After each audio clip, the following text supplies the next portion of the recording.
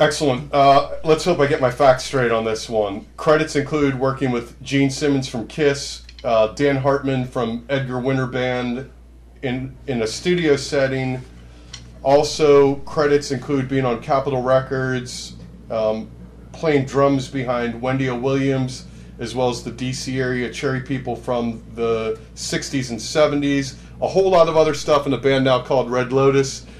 I was trying to figure out where we could start at, but you were saying in our chat just now to sort of prime me up, Blue High. So you went to Blue High, and that's in Southeast DC? Washington, D.C., yes. And now, when did you get into drumming, and did you maybe take other instruments when you were going there, or how did you get into the whole I play music thing? Well, at the time, there was a lot of musicians around, going to school at the time, just like Sugar Bear. Those are the guys I was hanging around with, Trouble Funk, EU, all these groups. And at the time, I was with a group called JJ and the Invaders.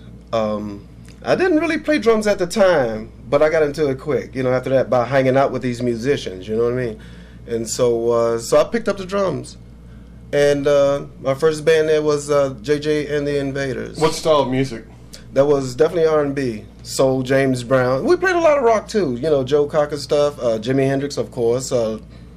All the hard rock music at that time. Gotcha. Strictly just playing like clubs around the D.C. area? Yeah, just what was big around like that time? What are some early clubs you remember? One club that we played in D.C., it was called, The Living Room. That was in D.C. And we didn't play. We played like outdoor festivals and things like that, yeah. Just to hone my instrument, you know what I mean? So that sort of lived for about 2 or 3 years.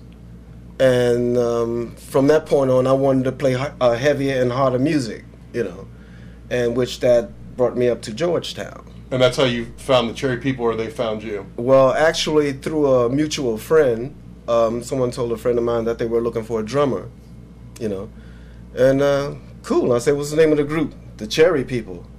The Cherry People. The Cherry People. The hell is the Cherry People? So I went to Georgetown, man, check them out at the keg. Right on. And got there, loved the music, blew my mind, And I had 2 auditions with that group, because they was holding auditions at the time. Gotcha. And they liked me the first time, and they wanted me to come back for the second, and the rest, what they say, is history. And what year was this around? That was around 72... 72, 73, something like that. Yeah, around about that time. That was my first, that's my first rock group, at that time. You joined the Cherry People. Punky Meadows was obviously a member at that time who went on to join Angel pretty shortly thereafter, and you stayed in the band after he was out? Yeah, I stayed about a couple months afterwards, about maybe a half year, 6 months, We were trying to work things out, And, we went through a lot of guitar players. And as we were going, man, unfortunately, things just didn't work out, I had different ideas. Other players had different, ideas, too, as far as music, And let me ask you about the Georgetown scene. The Keg, what kind of a place was that? Because that's a name I'll hear pop up occasionally as a bar that was happening around 75. That's the epitome of a rock club. I mean, the beers, the smell, the whole nine, you know what I mean? The tables, the floor, the whole rock scene, man. Was it a cool club? I mean, was the staff cool? What memories do you have of the Keg? Oh, that was the coolest place. If you wanted some real bona fide rock music, because down on M Street, you had other bands, man, playing cover tunes, Crazy Horse and stuff like that. Yeah, Crazy Horse, man. Then they had bigger groups down at the Bayou at the time. You know what I mean? But as far as Georgetown, we really had that on lockdown, man. What was the first band? What was the first band you were in that played the Bayou? Just out of curiosity. The first band I played with, that was Cherry People. So the Cherry People were gigging there occasionally too, back in the day. Yeah, okay. That was the band that set me off on my journey. How much were you playing out? Were you guys playing out a couple times a week, or all the time with that band? Every day. Okay, so that was straight up professional. Yes, every day. That's really honed my, like I said before, really honed my instrument. One of the Grimes brothers told me that basically your first drum solo was them take it away, man. And then you had it. Is there some truth there? Take it away. I tried to do the best I could at the time because, just like I said, I was into an R&B band. Right. I didn't know if the people was, you know, hip up on the, you know, the funk beats and stuff like that. Yeah.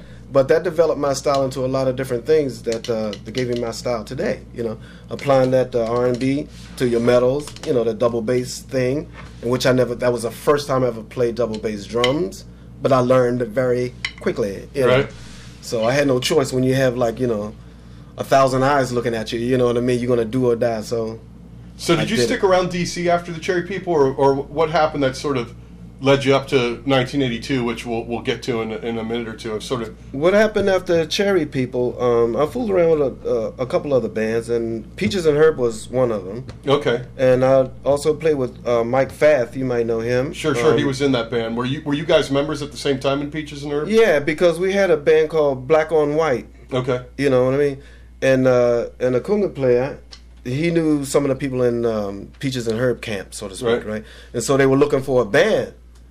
I didn't want to play it. I refused everything. Oh, hell no, I can't play that R&B. Oh, no, I want rock.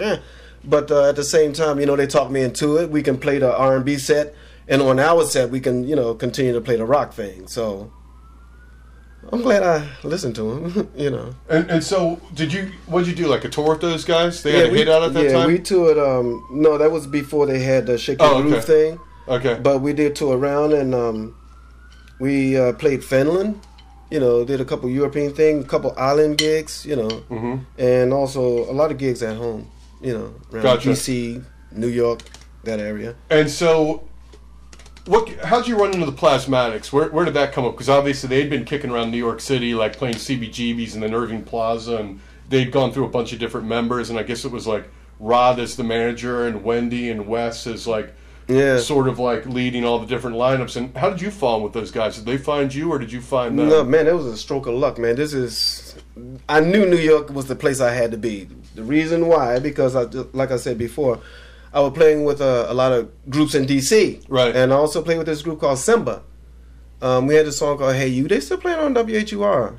I've heard of Simba. That's like an old funk band, basically. Yeah, exactly, man. Okay. You know the EU era, the trouble funk time and stuff like that. Okay, but nothing ever developed out of that. Right. And so that's when I said enough is enough. I'm moving to New York. That was in '82.